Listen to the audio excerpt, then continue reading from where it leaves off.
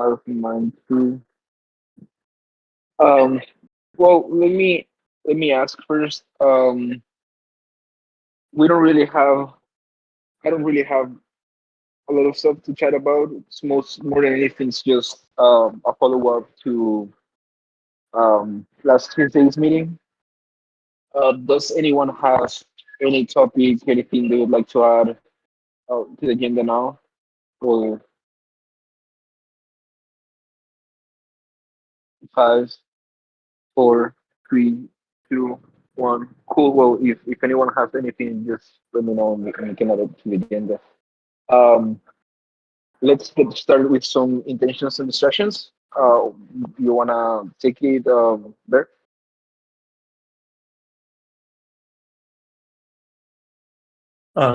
Yeah, sure.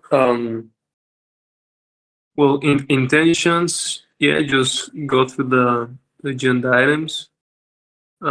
Nothing special. I think that this is still one of our kind of like regular meetings, so just kind of like getting ready for the new meeting structure. That's something I'm looking forward to. And yeah, there's no distractions. I'll pass it on to Nate.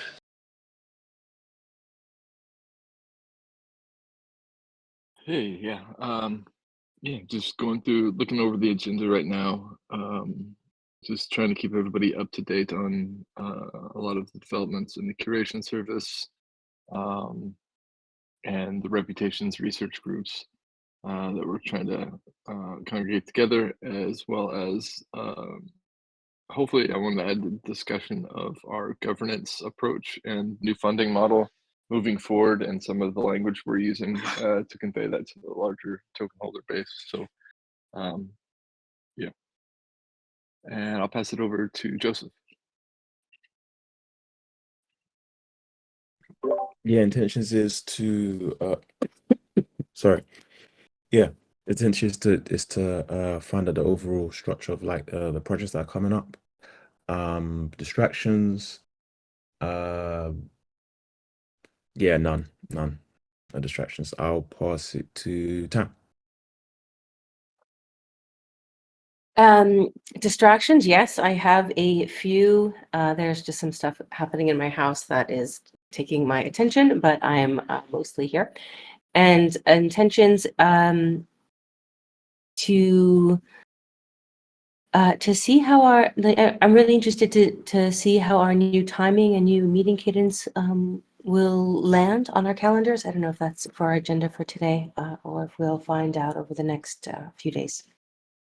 And who can I pass to? Marathon, have you gone? No, thanks, Tam. Intentions, catch up on the agenda items, distractions, a long day, feeling a little sleepy. So I might hop off at the end of the hour. I'll pass it on to MD. Yeah, sure. Thank you. Intentions running more. I just requested access from Isaac. And distractions, just normal daily workload. And I'll pass it to, that's it, Bear. I think everyone has gone. Um, did you go, Joseph? Yeah, I've gone already. Okay, well, some then. Um, for me, intentions, well, just go through today's agenda. I have the sense that it's going to be a fairly short call. Um, and distractions, none at the moment. I'm on a cafe today. I'm not sure if you guys can hear any noise, but yeah, everything's cool. Um, what did you say you wanted to add, Nate, to the agenda?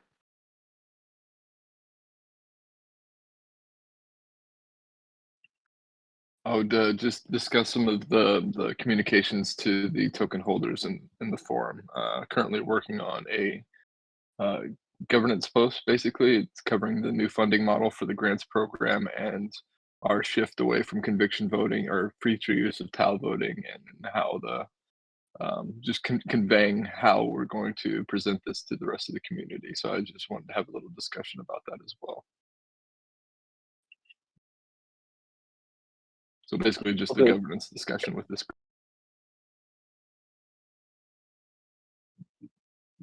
Okay, cool. Yep. All right. Let me add that here. I guess this is not as much of a communications as much of a quick update, but more of a conversation. So let's move it down here. Um, let's get started then with some quick updates. Does anyone has anything they'd like to share on 5 minutes about any project or whatever they're working on that may be relevant? Five, four, three, two, go for it. Yeah, maybe just really quickly, I shared this with a team a couple of days ago. What I've been working on this page in Notion that I'm calling Who We Are is just a place where I've been putting some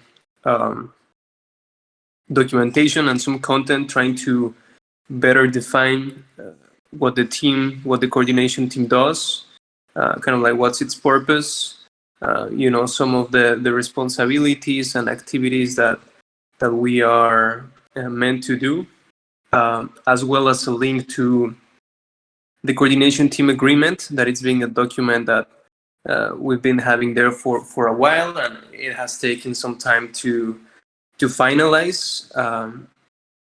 Part of the task that is here on the sprint is for me would be nice for us to get it signed at some point. Probably it's still not I think we'll get done soon, but it's there. And it also this page also considers some initial onboarding process for members that want to become part of the team in a way, or that also want to take part on owning some of the specific functional roles that we have, and some other information that if you want you can take a look at. Nothing is set in stone, of course, so it's always welcome to provide any comments, any feedback, any readjusting, but that's kind of like the main idea of things. And yeah, I'll leave it as that.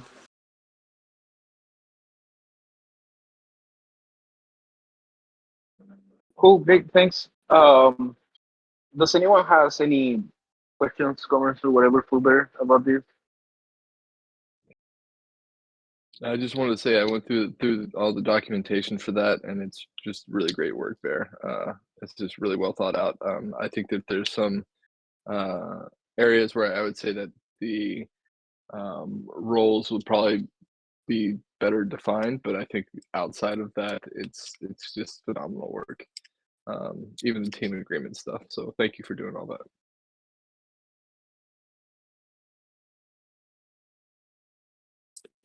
That's great to hear, Nate. Yeah, if you have any more feedback on that specific thing you mentioned about roles, that'll be also great to listen. I don't know if you want to share it now, or maybe you can send me a DM or whatever. But that'd be really nice to hear. No, I mean, we can talk about it now. I think this is something that is gonna, it's an issue before when we established the roles. Is just the constant evolution of the roles, and as new projects come, some of these roles expand or contract, and really understanding what it means to implement a role, and what it means for that person's compensation for providing that function. So if we start focusing on certain projects and that role expands or contracts, what does that mean for that individual?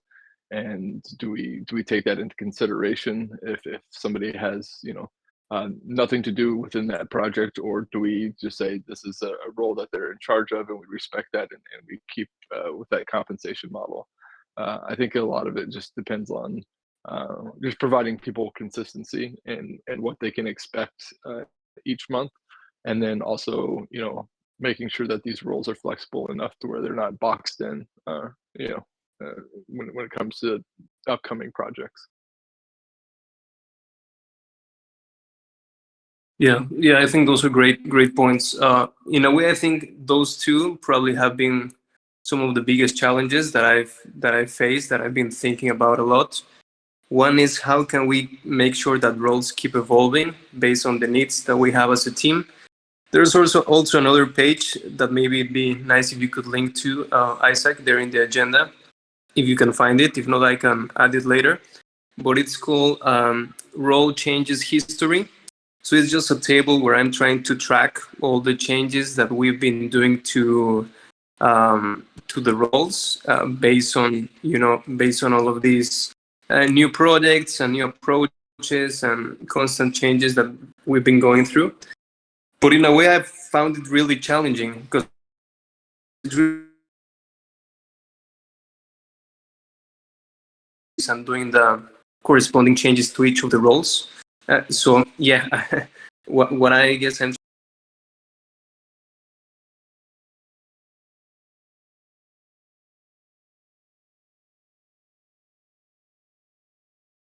Oh, I think I cut off. Can you guys still hear me? Yeah, we can hear you now. Yeah. Okay.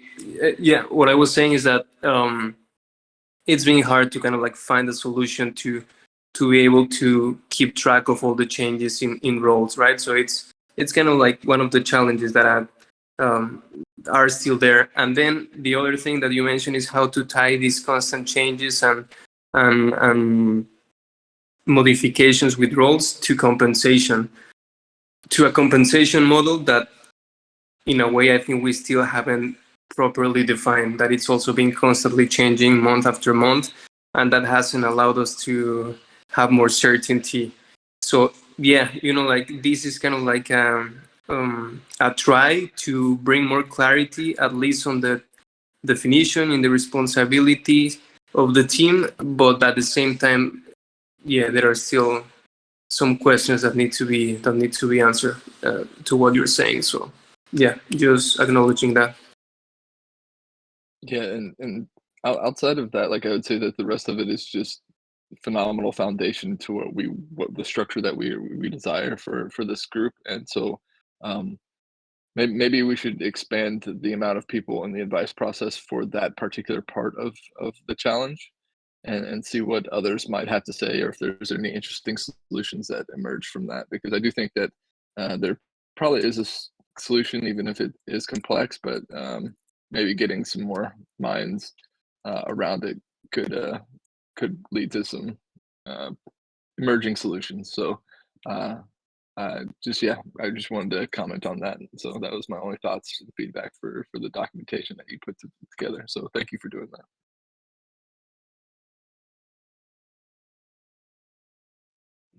Cool. Anything else?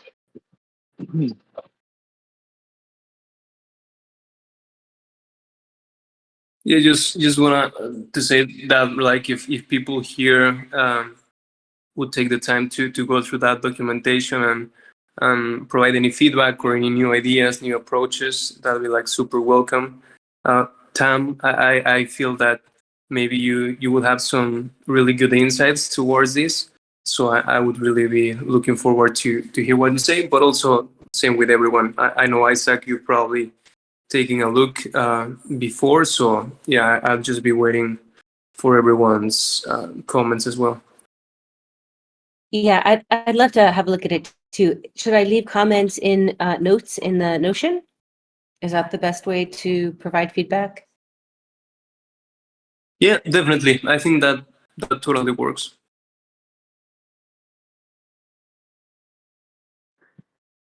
Cool. I guess just before moving on, I would only ask that whenever we feel that those things are ready, that we take the most relevant and move into the coordination team handbook, just so that uh, people can find all the critical information of the team in the same place. I think that's because I don't think everyone has access, or that's it gets pretty messy if you have too much team spaces or information split across too much team spaces. So maybe there's a few, and maybe we don't have to move everything. Maybe there's some parts that are more internal work for the stuff that you do, but probably there's some information that we can pin on this board for everyone to check out and to have at hand. But overall, looks pretty good. I do have to give it deeper look to all you've been doing. Um, okay, well, hey, Quantum 369. We are just going through today's agenda. Um, Now let's see the results of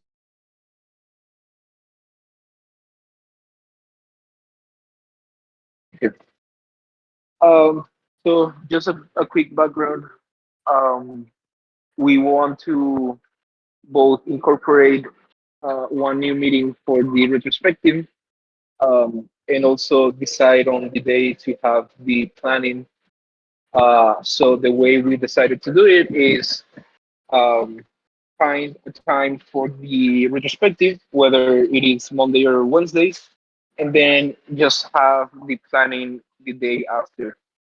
Um, so in this case, seems like Monday is a bit of a better time, particularly around 1 and 2 p.m. to have the retrospective. Um, I know Joseph and Martha Mind said that this upcoming week they won't be able to make it, but the idea is not to schedule something for this week. We have to remember that the retrospective is an ongoing meeting that will happen every 2 weeks, starting next week. Um, so yeah, I guess I'll just ask openly if everyone is fine with having the retrospective on Mondays at 1 p.m. UTC -4/ET. Um, and if so, I'll just add it to the calendar, and we will have our first retrospective tomorrow. And as a consequence, we will have planning on Tuesdays. What is now the contributors meeting? Any opinions about that?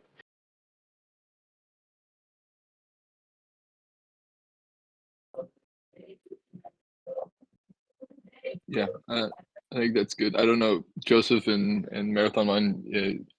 I know you guys said that you had something this week or upcoming weeks that you couldn't make it, but if this is a recurring meeting, would you be able to come later, maybe weeks after?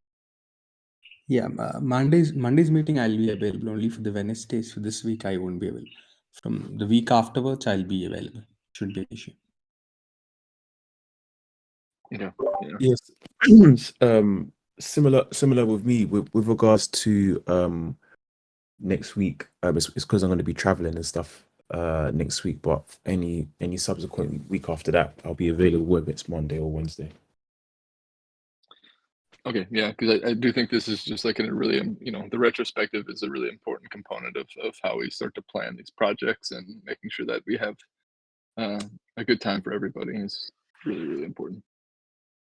Yeah, and just to be clear, we actually won't have a retrospective next week because we don't really have anything to like. We are not we are really on a sprint, and we did some retrospective last week about the past work about the work that we did on the last kind of sprint we had. So it's not about having the retrospective this week, but about more about scheduling a time so that we have proper slots for it. So what it would look like is we would have the so next week, the 29th, Monday, we wouldn't have anything. Um, and Tuesday we would have the planning, and then on the 12th, on the Monday the 12th, we would have the first retrospective, and then Tuesday 13th we would have the following planning and so on. So that's every other week. Um, yeah, that seems like everyone is fine with that. So I'll just add it to the agenda, into the calendars, which is actually I'm actually very happy about this. Retro Mondays, 1 p.m. GPT minus 4. I'm actually happy because we've been going back and forth with ceremonies and times. So it's like we have this slot, which is really good. But yeah, okay. Um, I guess I'll just open the floor very quickly to see if there's any other comments, and if not, we'll move on. 5, 4, 3, 2, 1. Okay, cool. Um, I thought maybe what we can do is chat first about prepping for sprint planning, and then a quick overview of the current projects we have. Um, I won't take a lot of time on any of those topics, but pretty much prepping for sprint planning, like we said on last week. Um, the idea is that everyone takes 10, 15, 20 minutes before the planning, and can write a few lines on whatever they wish to accomplish, get done during the sprint. And I think of it almost like a proposal. You prepare a proposal for the sprint, and you present it to the whole team, and then we just negotiate, um, to see if to make sure that the work that needs to be done is completed. So we may change a few things on your plan. We may swap one task for another, yada yada yada. But the idea is that you um, have the autonomy to plan, for the most part, on whatever you feel more comfortable, and it's more important to do. Um, yeah, pretty much. But of course, we want everyone to be aligned and to be aware that the highest priority and the preference is to plan within the scope of projects and goals we have as a team already, not like come up with one random project just because um but yeah, any comments, questions? If not, I'll move on. Yeah, I mean, I'll throw something in. Does everyone feel comfortable adding issues to the sprint board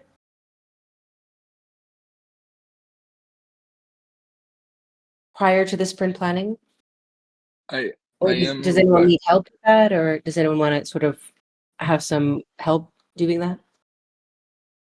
Can we run through like what that process looks like, if possible, just now? Sure, I can do that.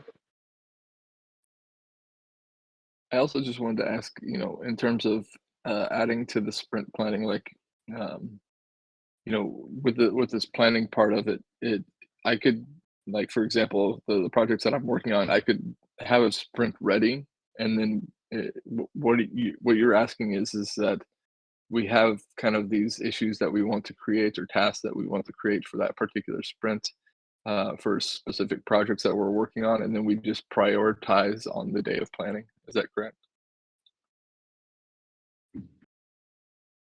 Um, Go ahead, then. Yeah, I was just gonna say, Nate, it's very similar to what we used to do in the TEC with our sprint planning. Everyone would make their own issue. Like you should know the work you need to do. If not, it's a great time to also figure out what it is that you're going to be focused on for the next sprint for those 2 weeks. And then before the sprint planning, ideally, you would take some time and add the issues that you know you will be working on for the next sprint. And then during the sprint planning, you just go through with the whole team. So we are all mutually accountable to each other and very transparent with the work that we'll be doing over the next 2 weeks. Almost identical to the way we used to do it in the TEC, but now we're using the Notion board.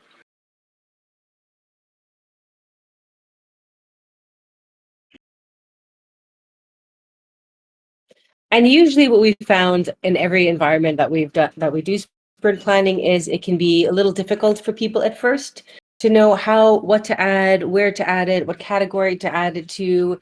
And so that's the friction that I just want to have a small check-in today, since we're planning to do the sprint planning on Tuesday. But I think we can all set expectations. It's going to be a little clunky on Tuesday. And it's going to be a little clunky. Generally, it takes 2 to 3 sprints for a team to really develop coherence with each other.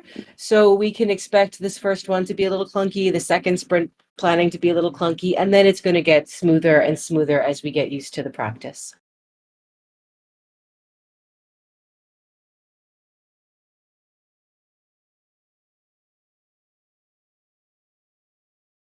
Thanks for framing that, Dan. Appreciate that. Yeah. And so I guess to Tam's questions about people feeling comfortable adding tasks to the board, um, I'll go through that in a second. I just want to say that Gideon and I will we'll try to have like a few tasks on the backlog that maybe are just like critical stuff that we need to get done yesterday because there's dependencies with I don't know, for example, the events thing with the academy. There's going to be things that we have to do yesterday. Same with grants, yada yada yada. So there's a set of very critical stuff that we will at least try to have always ready and present for all the plannings. And then you know the board is for everyone to just um, track and make sure that work is running smoothly. So if you feel comfortable adding tasks and whatever, that's completely fine. But if not, I'll make sure to always try to be on top of those things and have the board up to date. With that said, let's come here. So right, so first, we have this page with all the information about our experience and projects. And here we have the main 3 pages, we could say. On projects, we see projects, sprints. I don't think sprints is something we are going to actively use, at least as a page on its own. And then we have tasks. So pretty much, if you have something to do, what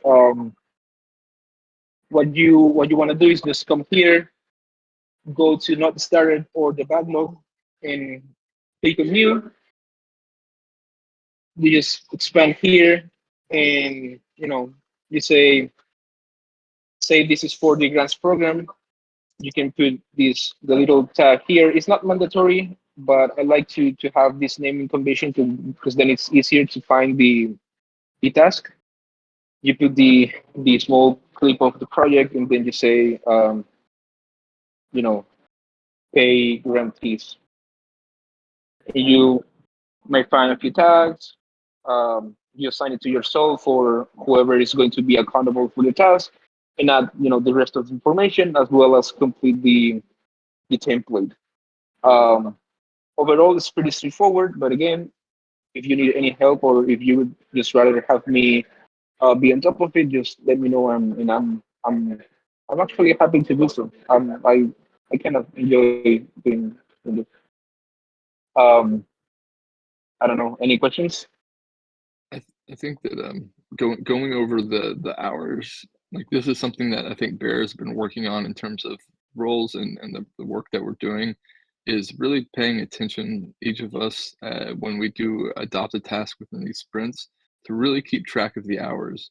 I know it's kind of a painful process, and sometimes you're not thinking about timing yourself on what you're doing, but like getting as close to as you can to like projecting the amount of hours you spent on a particular task will help inform the exact functional roles that Bear is developing, and also how compensation works within the TEC. So I think this is something that it's on the individual to really focus on, and to as we get more and more tasks behind us and we look at the hours that it takes, we get a better prediction of exactly what kind of functions, how many hours those functions are going to take. And I do think this is something that we have to put on ourselves to actually focus on doing. Otherwise, it's something that can easily fall by the wayside, and something that I've been trying to focus on doing myself is tracking the hours. But I do think this would help Bear, if I'm not mistaken. Yeah, that's. What's that? I'll go ahead, Joseph. Go ahead. Now I was going to ask a quick question with regards to the hours. Is that per day, per week, per month? Like, what's the schema for calculating hours in this new sprint process? Well, right now, how it's set up, it's supposed to be hours per task. So if the task took you 1 hour, 1 day, 1 week, it's the amount of hours that you spent on delivering the task. And this is a, a big conversation, and we can um, spend hours chatting about this. But part of the work that Gideon, Bear, and I have been discussing these past few weeks, and we hope to have something more concrete soon. That's not, it's not like we are trying to. We're just trying not to spend everyone's time on these things, but we don't have anything concrete right now. But the point is, part of what we are trying to do is explore other options. Because I don't believe that's the best way to measure things, anyways. Like there's a bunch of things that we won't be able to track, and that we are just not going to track. And there's work that's not precisely appropriate to track, especially not in hours. Um, so I'm hoping that we move out of um, you know measuring by the task and using other methods. But again, it's a big conversation. Um, eh, Also, I guess, connecting the dots, I think it's related. One of the things that I've been chatting with Gideon is the that we I'm not sure yet how we're going to do it, but not everything, not every task should or will go to this main board. Like there's work, say, especially communications or maybe more internal work that it just doesn't make sense to have in here. Like say we are not going to make that task for every single tweet and things like that. The board is more to coordinate work at the team level, and then there's I would say there's teams within our group that should have their own way to handle things that maybe it's agnostic to sprints and has just other rhythm and better structures to do that work. Say again, communications. So just so that we are aware, and that goes to the conversation of compensation, because it's it's not just it's just not fair if we try to track everything on this board, but then we have people in other accounts doing other types of work where things are tracked differently. But yeah.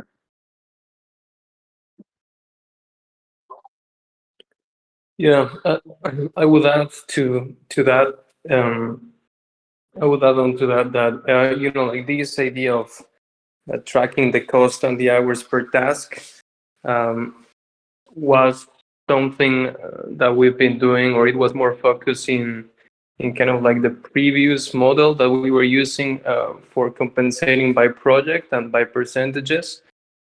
But in a way, it's still not easy. Like it's pretty confusing actually, because there's a lot of pros and cons to this model, and I'm still not sure that it's like Isaac is saying that it's the best way for us to do it that way. In terms of like being practical, but also being fair with compensation. So yeah, I think in the meantime, I would say that if people would like to add some estimate of hours that each task is going to take you, I don't think it's going to do us any harm. I think even if we don't tie that hours to compensation directly, it would still give us a good insights about how much time are we putting into different type of work.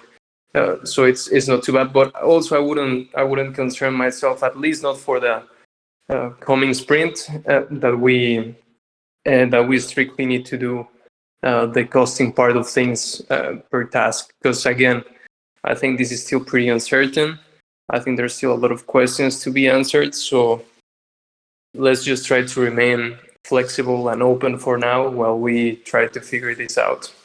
That's the only thing I would say for now. Yeah, I just want to add one last thing is that even if it's not tied to compensation, I think the secondary benefit to this is understanding individual capacities and how much load balancing we can transfer over. So if we realize somebody is taking on a lot during a sprint, if we can encourage them to say, hey, maybe take a little less and make sure the quality of work is better, and making sure that we have kind of a good spread of hours being worked on, and I think that can help inform that later on. But yeah, I agree with the compensation aspect. It's not really a sustainable model into the future, but I do think having a good understanding of how many hours we're each putting into these areas can serve as a reflection for how we distribute work. Yeah.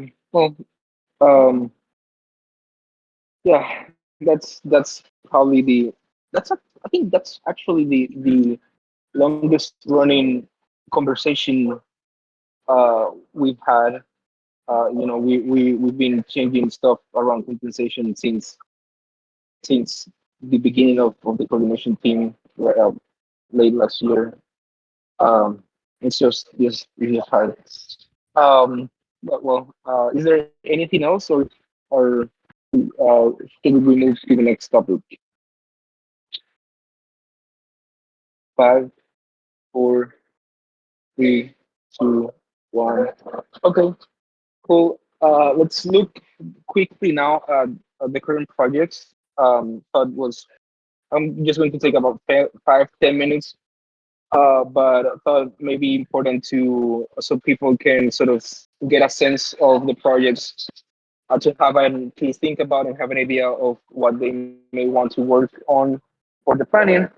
Um, be aware that a lot of these aren't like fully scoped yet.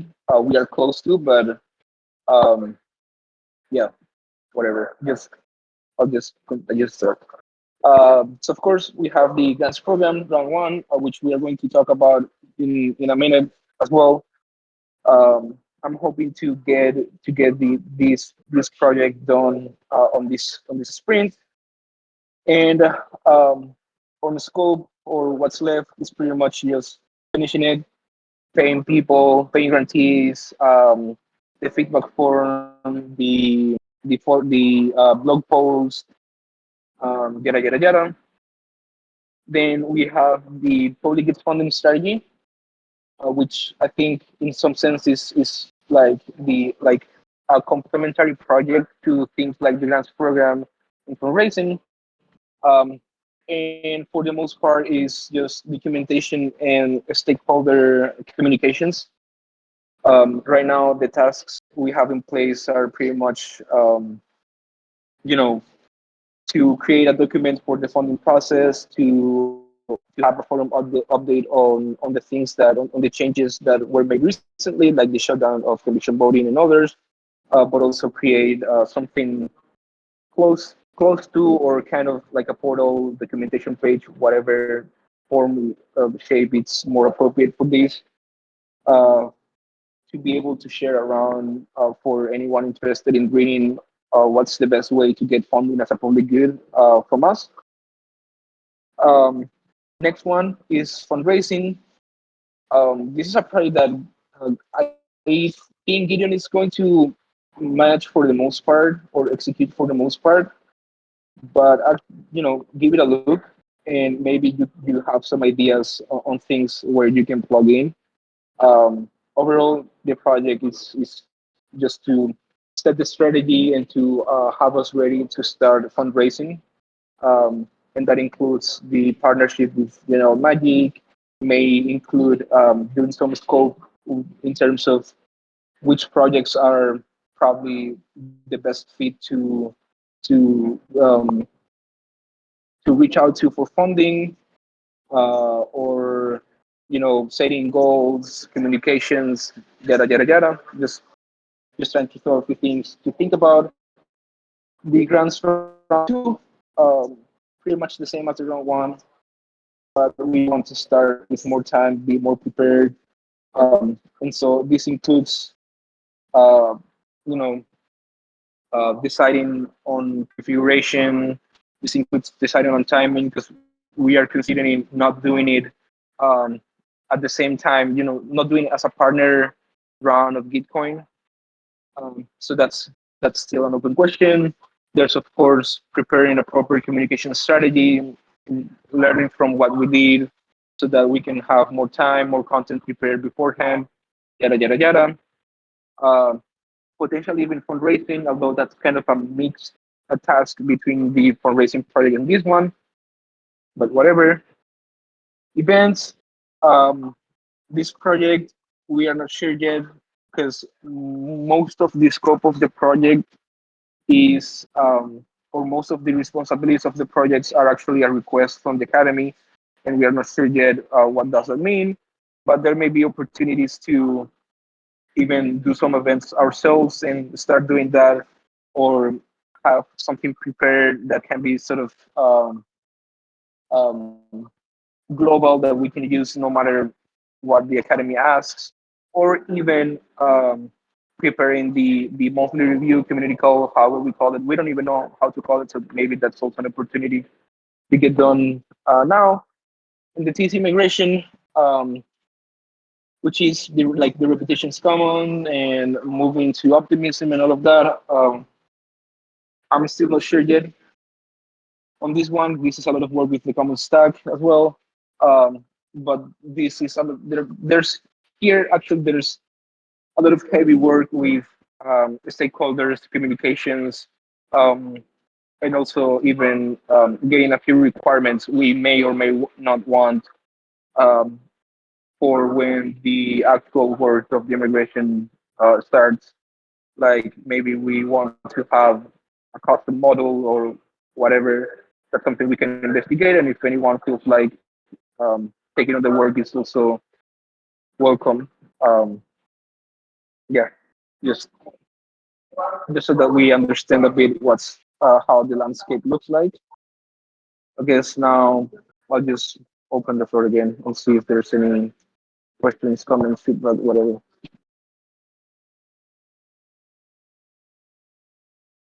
Yeah, and I was just going to ask, is it okay to add the SPI and curation service to those list of projects there? Uh, I do have, yeah. Just keep that. I personally don't care. I think if those are projects we are working on, that's fine. I would probably ask more than anyone, Gideon, because I'm not sure how he sees all that. But in my opinion, it's absolutely fine. We've been working on them for a while. Interactive one way or another. Okay, yeah, because we have been making a lot of progress from the SPI and curation service. They are two separate projects, but they're very closely related. The curation service, I have my own separate sprint planning with Meme and Common Sense Makers and a bunch of other index.as. We have a bunch of different projects that are actually collaborating on building this product out.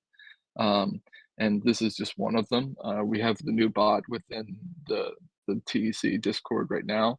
And from the SPI perspective, we've been reaching out to a bunch of different reputation projects, Outer Space, Seismo, Hats Protocol, Orange Protocol, a bunch of different projects within the space that are focused on reputation, and we're working on onboarding them into the curation service for our reputation systems library.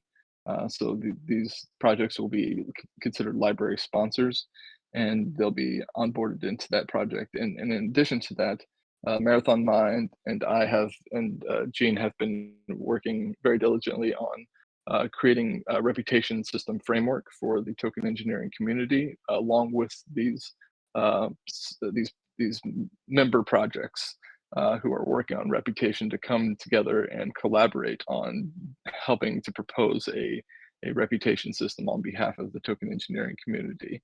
And so this is one of the efforts that we have within the Shelling Point Initiative, is how to bring these projects into closer collaboration on specific types of projects, and in this case, the token engineering reputation system. And we're just starting to see some pretty good momentum around it. And so I do think that there are some aspects of this where it would be really cool to incorporate this within our current sprint planning, and to kind of swarm around it for maybe a 2-week sprint, and just to see how much progress we can make in terms of onboarding new project members, and to see if there's any potential to this type of initiative. So I will add that to that, and if anybody's interested in helping out with that, we are going to meet on Friday at 10 a.m. for the Reputation Systems Open Research Group, and we'll discuss it more on that day. So yeah, I don't know if Marathon Mind, if you have anything to add to that, but Yeah, I was going to ask the same thing if it should be added. Yeah. I think you have covered all of it. Yeah, cool. Well, yeah, yeah. I think we either way we have to add them to Notion, just because these are projects that have been running for a while. I would just ask for you to chat with Gideon and see how we prioritize them in general. But yeah, that's fine. If you need any help, just let me know. Um, any other questions about the projects? If not, we can move on to the next topic. Just one thing with regard to what nature like. So we're looking into outreach to all this reputation application. So it would be nice if I think within our community we know people in outer spaces and things like that. So it would be nice if within the community can help us out to reach few people, and I Bear could also join us for a meeting, since we're making this a reputation system and how this compensation works and things like that. Yeah. Cool, sure. Um, I mean, we have a group in Telegram with other space. I don't know if you guys are in touch with them already, but mostly to chat about, because we have access to other space, so mostly to get support from them directly, whatever.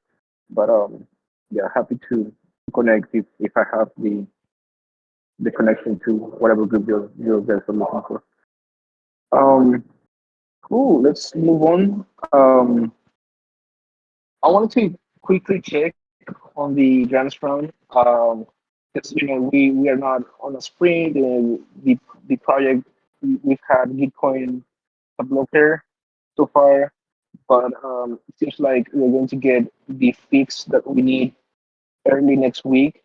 And so there's actually some work that we need to get done, hopefully, um, next week as well, so that we can completely finish the project, and thought that maybe we can have a quick chat or review about what's needed, just so that we can just start working on it even this weekend and beginning of the week.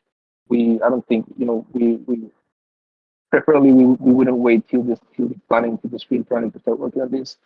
But pretty much, um, I'm sort of looking after the needs to get people paid, which is pretty much I have the script that Rex made that I have to update a few things. I'm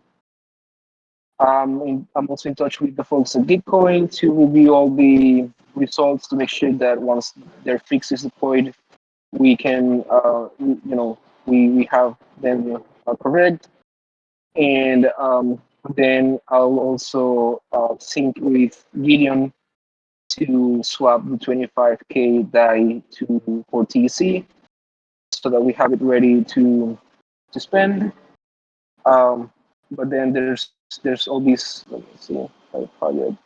There's all these complementary work that we need to get done, which is pretty much um, the closing blog post, the feedback form, and the hypercert. It says email, but we've been communicating through Discord, so that works as well.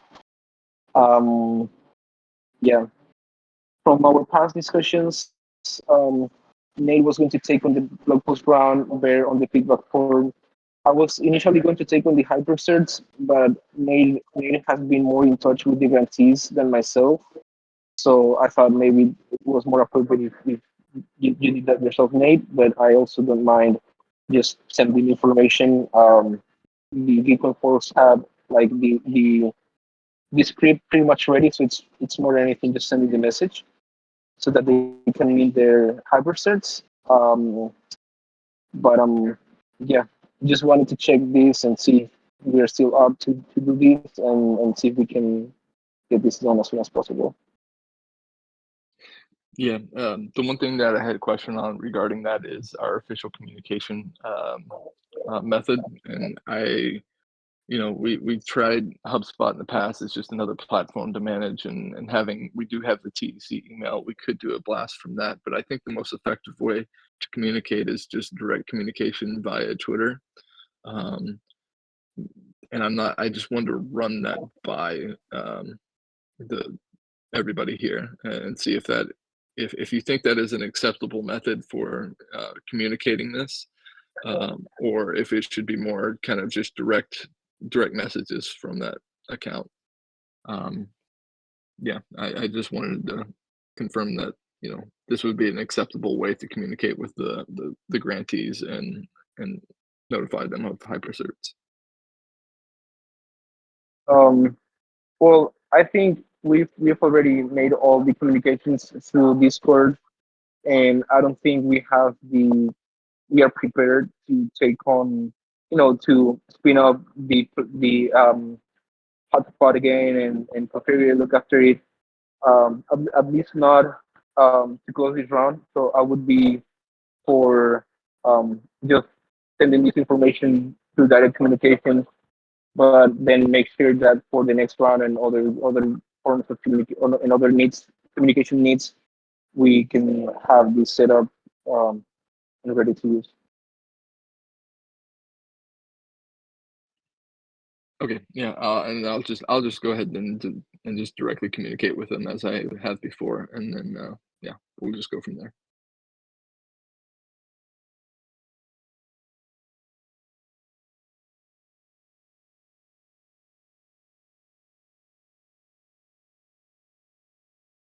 That's fine. Thank you, Tom, for coming. Um, and are you still up for the form? Um, Maybe we can jam synchronously on a few questions or whatever. Or if you can, I'm also happy to give it a shot. Yeah, no, I'm completely down to doing that. So would that be a task added to the next sprint, for what I understand? Um, yeah, because this is not like super urgent, but I would just like to move on. Um, for the sake of sprints, this will probably count for the next sprint, but hopefully we can get these tasks started before the planning, which happens next week. If that makes sense. Okay, so like you want it like right away for us to start working on this? Yeah, like I won't ask to have them completed today, but if we can start working today, tomorrow, and hopefully have them ready Monday, Tuesday, Wednesday, that'd be perfect. Okay, sure. Yeah, for sure. No problem. Yeah, I Okay. can take on that. And then I guess I would probably ask that you, Bear, and Nate sync up. Maybe it makes sense to send both hyper-shared information in the feedback form on the same message. Um, yeah.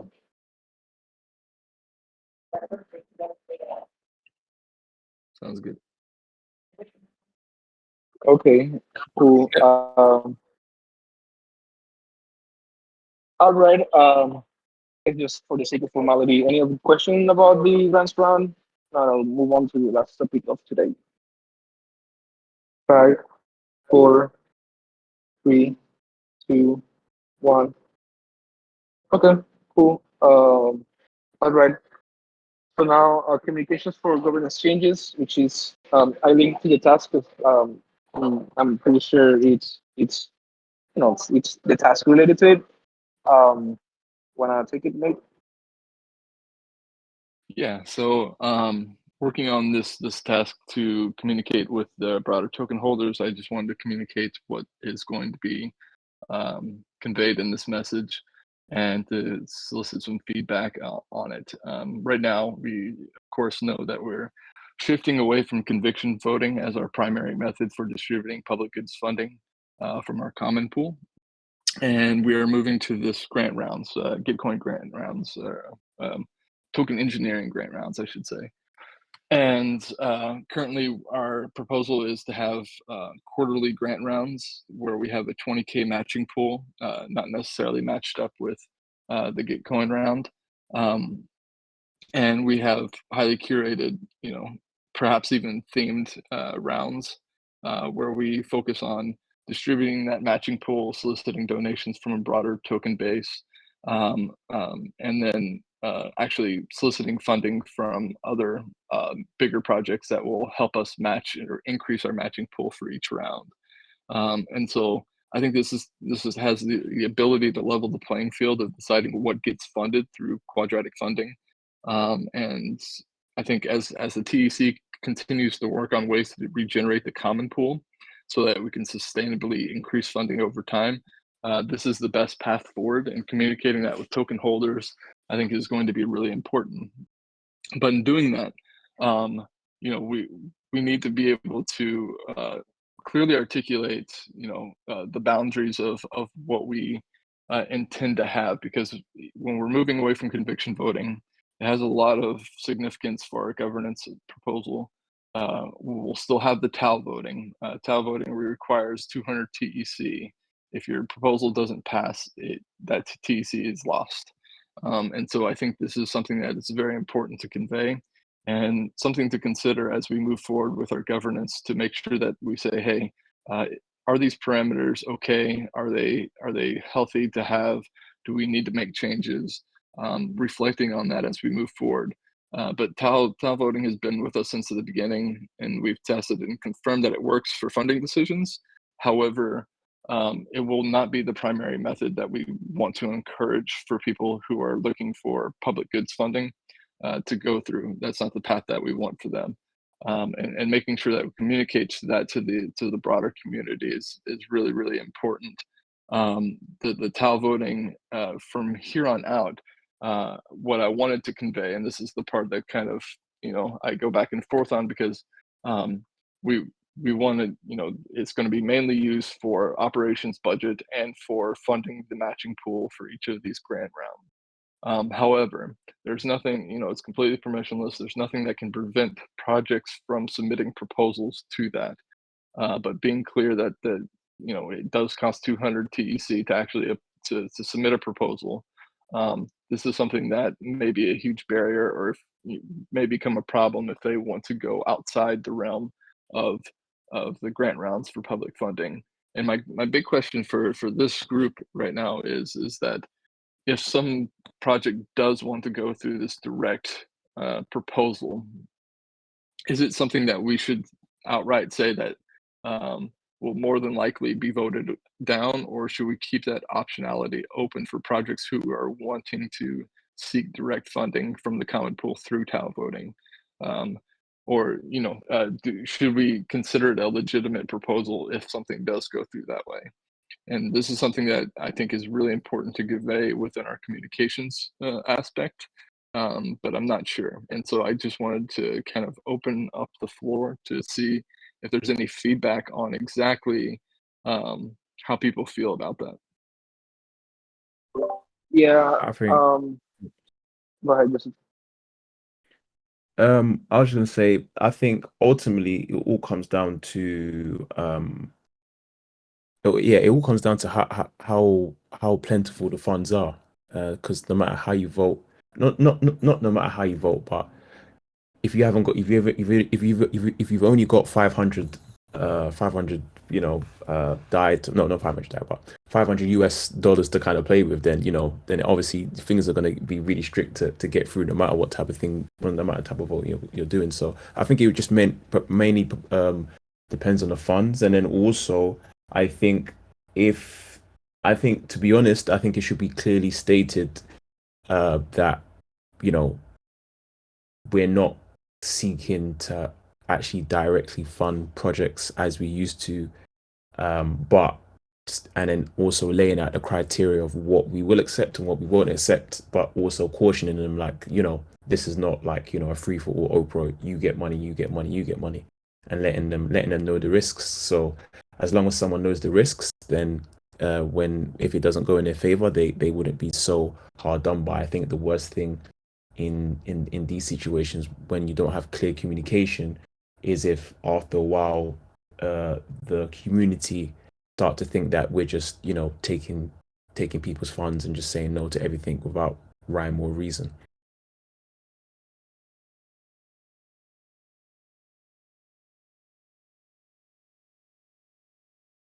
I'd say that maybe um, another way to go about this that I think is more appropriate is so for this project so far I've made three tasks. One is to figure out the funding process. The second one is the forum update, and the third one is the documentation.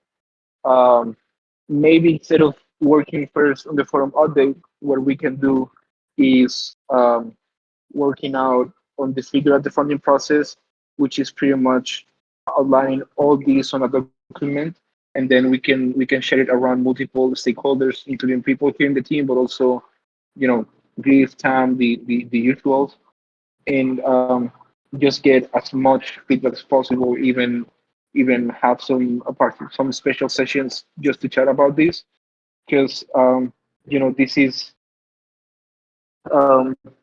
is no joke. This is important, and there's a lot of nuance with how with first the things that we choose to do, like how we choose to structure it, but also how we choose to communicate it. Um, so yeah. I suggest maybe we do that better. Yeah, and in terms of the funding process, like we're gonna have these grant rounds, and we're gonna know the dates beforehand. But my big question is for you is that should we keep these grant rounds? It depending on if we're going to theme them or not, whether somebody can apply for a grant round immediately right now. Like if they know grant round number 2 is coming, can they apply right at this moment? And if they can, that can be an easy pathway for people to understand, like, hey, if you need funding right now, like, exactly what the dates are, you can apply for it. Your application can sit until the grant round opens, and therefore you have a potential to plan for and to get funding without having to resort to TAL voting. And the thing is that should we even mention TAL voting as an option for projects looking for public funding, or should we just say, hey, this is how we do it, and this is exactly, this is the grant rounds that we're going to have. If you're interested in getting funding from the TEC, this is how you go about doing it, and never really even mention the potential or possibility of using TAL voting. Well, if you ask me, uh, how I see it, I think we should do something like this. Um, so, for instance, in nouns, if you want to get funding, it's more about the range of the funding you want to receive. So we can come up with a few numbers. If you want to receive anything from 0 to I don't know, we would have to come up with something that's kind of realistic for the grants round. we can probably choose a number based on the results of this round. If you want zero from to that, you must go to the grants round, and if you have to wait, you have to wait. It is what it is. Then if you have a proposal that's really good and that's big and whatever that exceeds the amount that's available on on on the grants round, then you are free to go to the, I guess, regular and more rigid governance process, which is town voting. Um, and just good luck if you're able to go through it. Um, yeah, because in reality, we cannot and we shouldn't restrict funding. We can be very clear that we can have like a section about the state of the TEC, and that um, the best way for us to go is to lower the spending. But at the end of the day, that's a decision that token holders must do. We can neither technically or socially we cannot we cannot how do you say we cannot make have projects not apply, or like we cannot just reject them. That's not our call. We just have to build good enough avenues for them to get funding elsewhere, and that's what we are hoping to do with the grant program. That's at least my take on it. I don't know if that answers your question, but Yeah. Well, I think that in reality, what we'll see is that we'll have the same projects entering the grant rounds every round, just over and over and over and over and over again. And if we keep it open, completely open, without any type of theme or form of curation of sorts, whether it be size of the project, amount of money requested, or some subdomain of token engineering in general.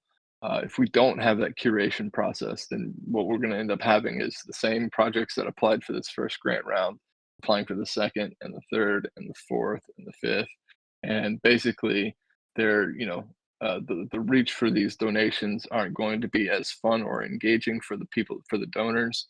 And so what I'm concerned about is that if we don't have that curation process, we might lose a lot of momentum and interest within the grant program itself, uh, rather than if we had, say, like, grant round number 2 is focused on education and education only, and then education ones apply, we can filter out who can and cannot get submissions. On the flip side of that, if somebody is looking for grant rounds for grant money from the TEC and they don't qualify for that grant round in particular, they don't really have any avenues for getting grant funds that they may need. And I think that may be a disservice, but it's also like, should we have this kind of TAL voting available to them and accessible to them if they want to pursue that? And should we support it? Or should we say no? Let's shroud it in ambiguity and not really notify people of the possibility of getting grant funding from TAL voting, and that's just something they'll have to deal with. um, well, I mean, I think if you don't apply, if you cannot be accepted into the grants round, then you you cannot be you cannot go through traveling anyways. I don't think having the same projects over and over is an issue. Um, in fact, if you look at other grants programs, that's the case, and that's completely normal. That includes, nouns, ENS, yada yada yada. Um, and I think that's expected, particularly for us, because if we are going to do 20K around, we cannot expect people to come to a single round, get 1K, and then expect them to deliver work and do yada yada yada, especially without being um, able to apply to a following round and get more funding. Um, I think the criteria to apply to a grants round and to get funding from Taiwan should be pretty similar, just just differentiated by the amount. And the amount is something that we can enforce on the social layer. Because anyways, it doesn't make much sense to have someone go through a regular governance process for 1K or 2K, 3K, whatever for small amounts. Um, but again, that's just my take. Um, if you can write it down and just share it, I can put it down, and we can also have other people put down their perspectives and hopefully come up with something that makes sense. Yeah, I mean, that's a really good point, especially when you talk about projects who received a small amount of funding at the beginning and they've really pushed and made some really good work in progress. To have to wait, 6 months for the next round of funding, or have to skip around because it doesn't match the theme of that round or anything like that. I do think that is a huge disservice, and I'm not sure exactly what are the decision spaces and our capabilities for the grant rounds in terms of the matching. Like, can we have two separate matching pools? Maybe one for a theme and maybe one for continuing projects that are making progress, like or have multiple like rounds within a single grant round. Um, I just don't know the complete capabilities of the actual protocol, but I do think exploring this a little bit more may have provide us a little bit more insight. And maybe you're right. I think maybe before we have the forum post, we should really delve into exactly how this funding process looks like, and what we can actually administer for each grant round. Um, so yeah, I don't know. This is something that maybe we can collaborate on, Isaac, because I think you have a better understanding of exactly what the functional and technical capabilities of this grant protocol are, of what we can and cannot do. But I do think that uh, setting this up from an ideal perspective, like how we would run this grant program, if we had the complete autonomy and capabilities of whatever we wanted to do and just execute on it.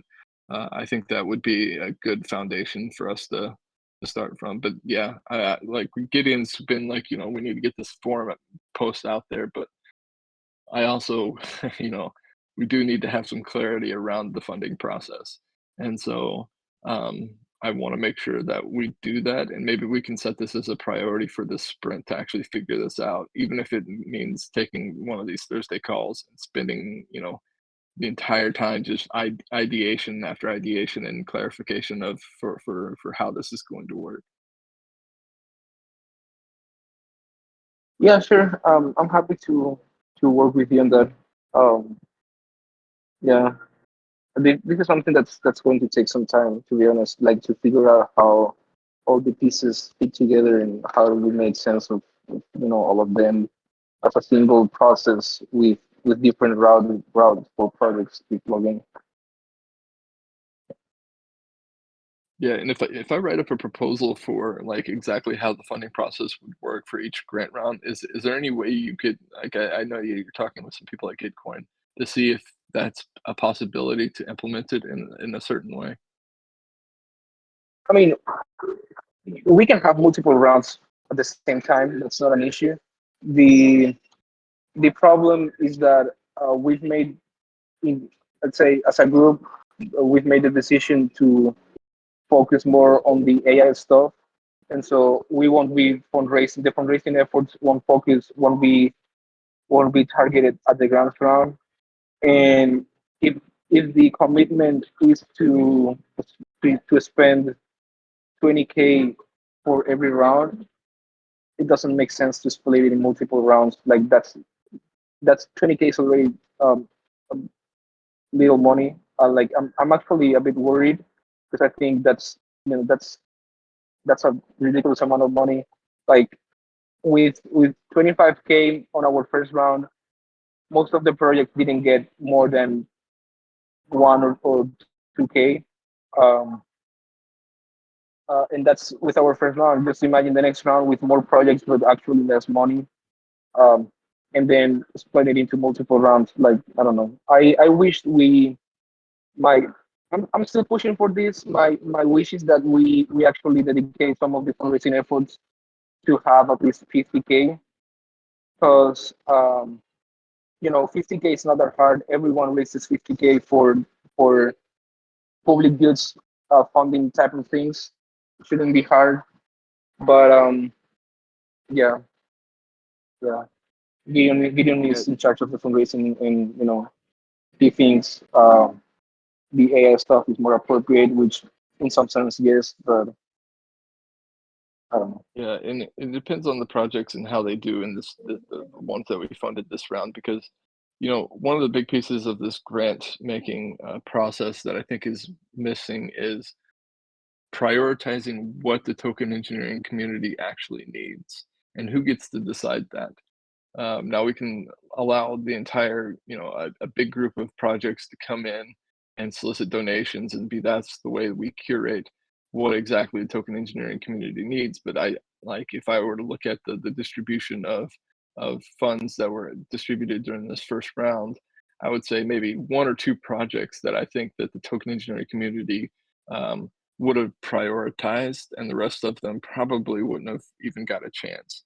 And um, that's has both good things and bad things associated with it. But I do think that being able to fund a project and see the progress, and then fund it again and see the progress again, and to actually see this public good enter the space, the token engineering community space, and actually be used by token engineers is something that I would love to see the grant program centered around and focused on, rather than just saying, here's kind of a blank check. There's almost zero accountability to whether, ITU blockchain actually educates anybody, or, any of these other projects actually fulfill what they said they were going to fulfill, and get the matching for it.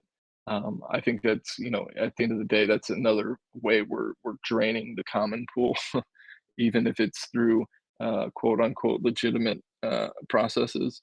And so I think that there are two areas that I would really like to see, further developed, and that is having token engineering experts weigh in on what are the priorities for funding within the token engineering community, and finding the projects that are doing that, and kind of, almost, project manage them into existence. Say, hey, we have this funding. If you have a roadmap, we'll fund each level, each milestone, and see it enter into the token engineering community space to see this effectiveness work. I feel like following the format that Gitcoin has done, where it's just this kind of open world, anybody can apply and we'll fund it type of system, while it's good for broader, design things where you're just like, we're a grant making body for a lot of the Web3 space, that's fine. But when you're very specific, like niche token engineering, our the funds in the common pool and our mission is to advance the field of token engineering. And if these projects are not advancing the field of token engineering, then they don't need to be getting funds from us. And that's the harsh reality of it, in my opinion. But conveying that to the general public, and to design a system that actually facilitates, proper funding towards projects that are legitimate and are going to make an impact in the space, it really has to be kind of well tuned and well defined. And I just don't think Yeah. we're there yet. Um, when when when we first started chatting about grant stuff, I did a lot of work into trying to develop, you know, a big scheme of of multiple ways uh, multiple ways on how grants could work with multiple systems, like um, like on like the biggest way to build a grants program would have three systems. One, is quadratic funding, but and another one is how to call, like what you're saying, something more that's more based on um, with a table of experts, sort of saying what what's most appropriate to fund, whatever. At the end of the day, we decided that Bitcoin was the best action, also because it presented a good partnership opportunity. Um, and now, it's a bit sad that we are now having to, sort of not use Gitcoin how we said we were going to use it at first. Is now if we use the 20K first, most projects won't get more than 1K or something like that, and like yeah, we want them to be accountable, but we can really ask them too much for just 1K. Um, and at the same time, requirements to be a partner with Bitcoin is a minimum of 50K. And so at the end of the day, I I don't know. I don't know. That's a big conversation I'm having actually with Gideon, because I really want to find a way for us um, to raise the 50K. I don't think it's that hard or impossible, but he's concerned that doing so may get in the way with fundraising for other stuff. Um, that's kind of the situation we're in, and we just have to deal with that and do the best we can with what we have. I was gonna suggest with regards to Nate's point with repeat projects entering submissions. Definitely, I think for that case there should be like a review board with regards to what progress have you made, and therefore compared to that, so compared to what you was proposing, or what he's proposing before, what advances have you made so far?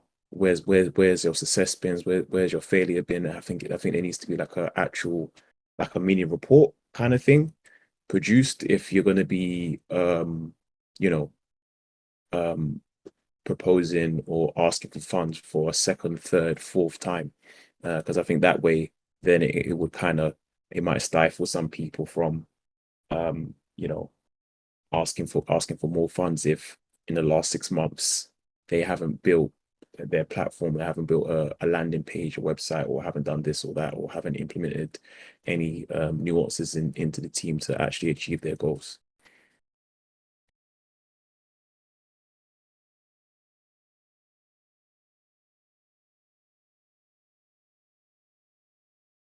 Yeah, and perhaps we can get a working document. I don't know if do you already have any documents that you're working through, Anthony?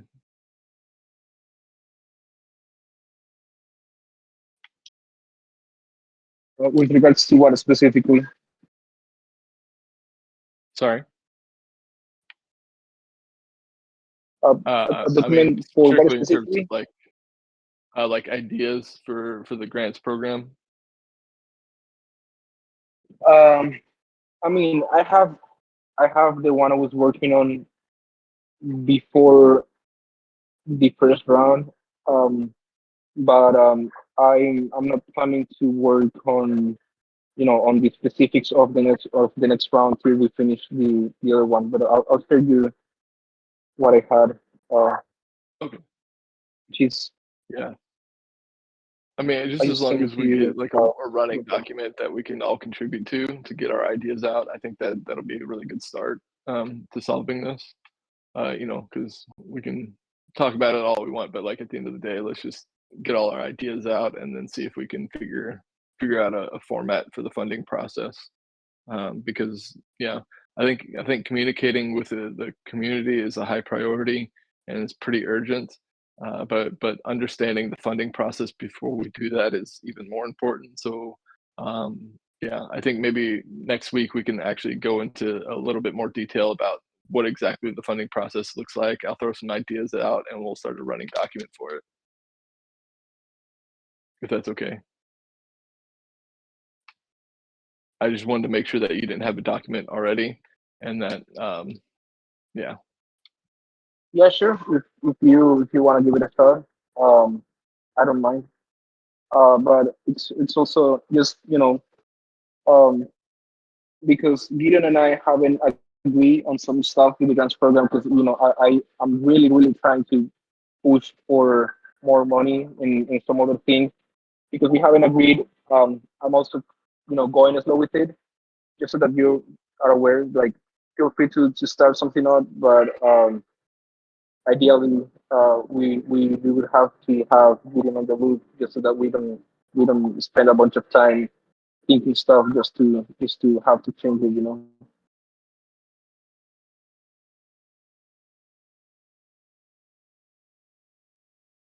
Yeah, it sounds good.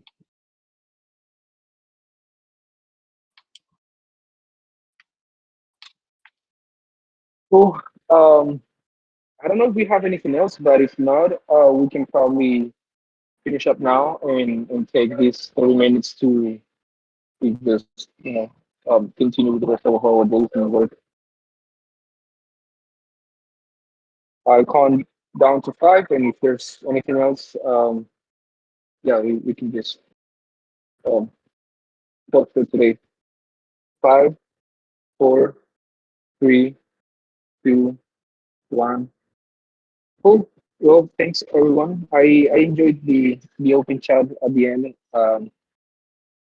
And yeah, really excited for next week.